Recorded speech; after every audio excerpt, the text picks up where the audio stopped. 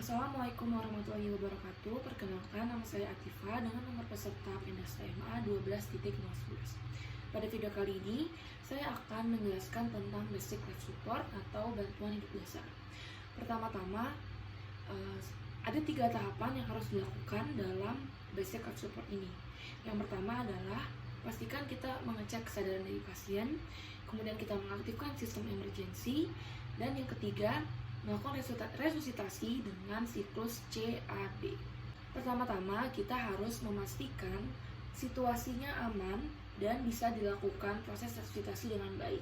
Pastikan pasien dalam lingkungan yang aman dan jauh dari bahaya, dan juga sebisa mungkin pasiennya ini dibaringkan pada alas yang rata dan juga keras.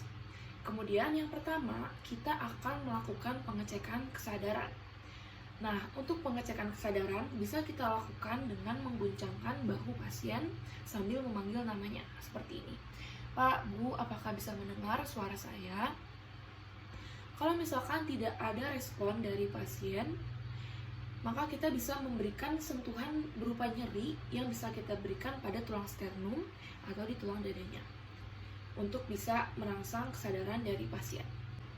Jika setelah diberikan rangsa nyeri pasien belum juga sadar, maka kita anggap pasien dalam keadaan tidak sadar atau kritis. Nah, ketika kita sudah mengecek kesadaran, kita ke tahapan yang kedua, yaitu melakukan sistem emergency. Nah, sistem emergency ini bisa dilakukan dengan berbagai cara. Jika kita berada di tempat yang sepi atau misalkan jauh dari keramaian, kita bisa menelpon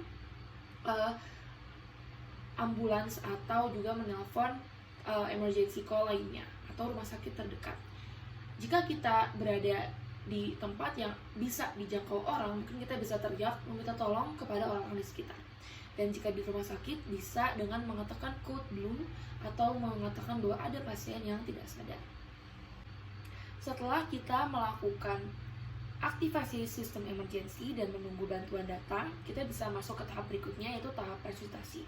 Nah, sebelum melakukan tahap ini, terlebih dahulu kita harus mengecek nadi pasien. Dan dalam waktu maksimal 10 detik, kita harus sudah bisa menentukan apakah nadi dari pasien ini ada atau tidak.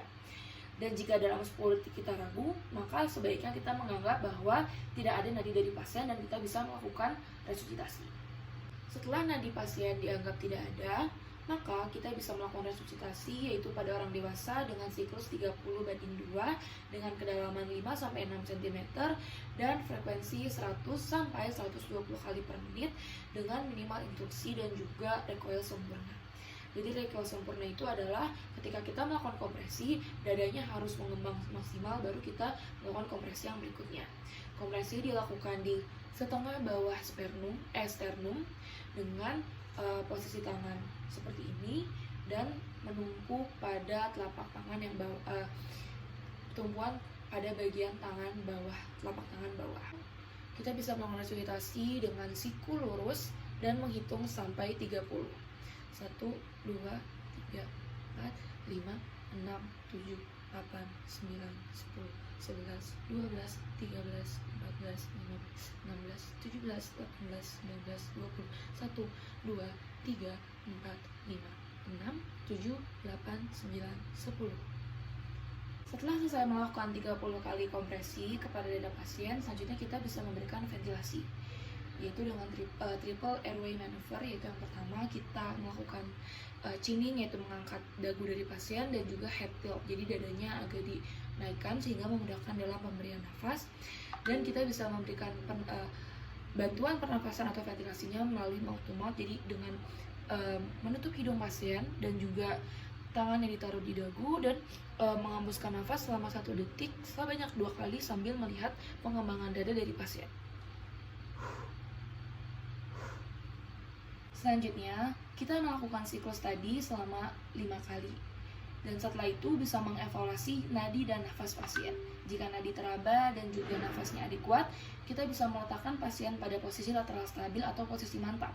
Jika nadinya teraba namun nafasnya masih kurang adekuat, maka bisa diberikan bantuan nafas, yaitu selama 6 detik sekali atau 10 kali per menit. Dan itu dilakukan selama 2 menit, kemudian kita kembali mengecek nadi dari pasien. Jika tidak teraba, maka kita harus mengulang kembali siklus 30 kali itu tadi selama 5 kali, baru kita mengecek kembali dan mengevaluasi kondisi dari pasien sambil juga menunggu bantuan yang sudah tadi dihubungi sebelumnya. Sekian penjelasan mengenai basic life support yang bisa saya jelaskan pada video kali ini.